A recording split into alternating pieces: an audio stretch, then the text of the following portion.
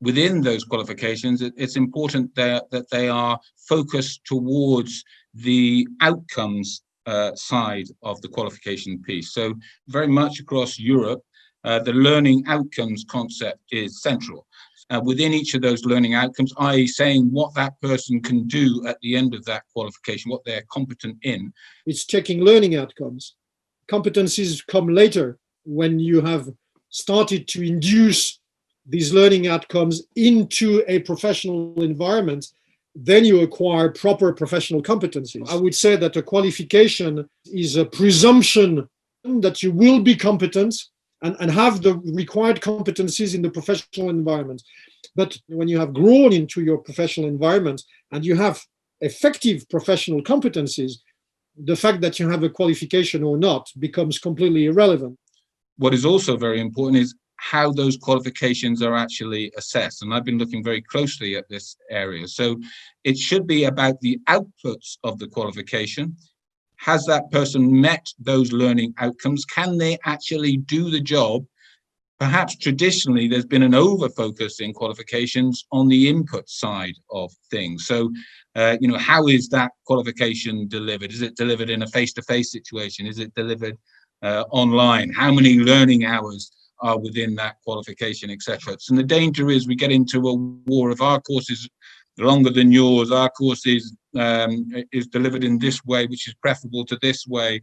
Whereas ultimately, the key is the assessment. Can that person actually, at the end of that course of study, perform that particular occupational or job role? You have to have some framework for the framework that you're making. You have to have some sort of understanding of how it works. For the fitness sector, we should really copycat something close by, like physiotherapists or something. Like how do they get recognized and accredited? And then figure out how we can apply that for our sector. But it would be really difficult for someone who didn't have any understanding of the service and the tasks and the skills and what we're asking of the people performing that service to have an opinion on the requirements around it. So it probably needs to be a combination. You definitely need the support of the government from an enforcement standpoint, but you also need specialists to kind of give guidance. Across Europe, it is a very complex picture in terms of how various countries developed their educational systems.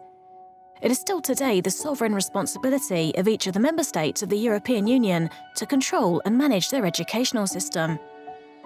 But that means there is a wide variety, not just from country to country, but from occupation to occupation. One of the principles of the Union is to allow free movement of people, goods and services. And to do that, you need to make sure the people moving from one country to another, claiming to be a master baker, a good car mechanic, an accountant, or a fitness trainer, can actually prove that they have actually gone through a proper process. This requires a level of harmonisation. There has to be some sort of levelling or understanding of how one qualification in one country relates to another. This created the Lifelong Learning Programme around 2002. And the central part of that was a European qualification framework. It is described as a meta-framework. It is like a currency exchange. The idea is that one national qualification system can reference to another national qualification system by using the EQF. It's been in place since 2008. Every member state has got their own national qualification framework, which is in turn referenced to the European qualification framework. So, irrespective which country you are coming from, your qualification will be given a level nationally, which equates to the European level. The priority of the EU was to each member state to reference a national qualification framework. What has been emphasised is that other standalone qualification systems could also be referenced to the EQF, or use the EQF informally.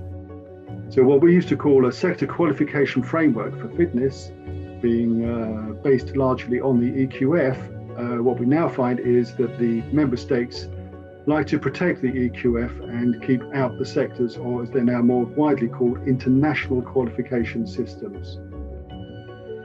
The Blueprint project really is based on a number of different things which have been running for some years. We have seen in a number of countries the concept of sector skills councils or sector skills alliances.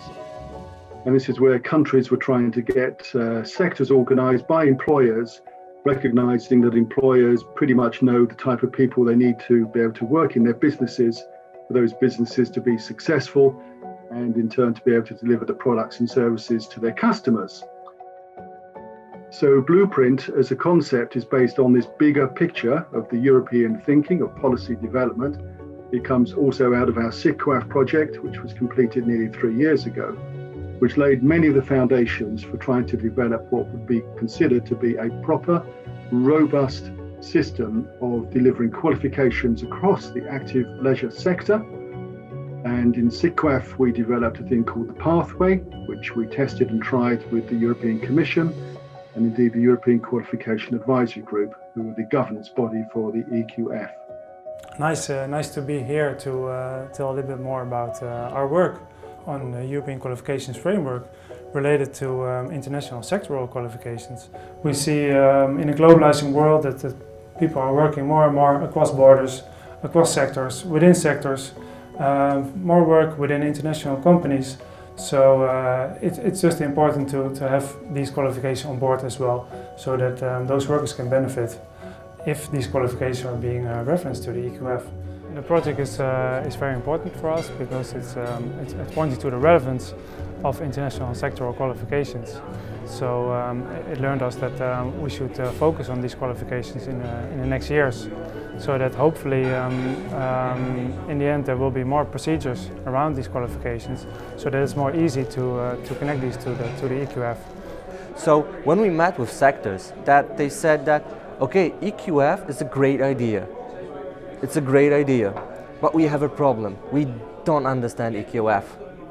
And what put on our light in our heads was, okay, so maybe let's translate this meta level to a more understandable level for the sector.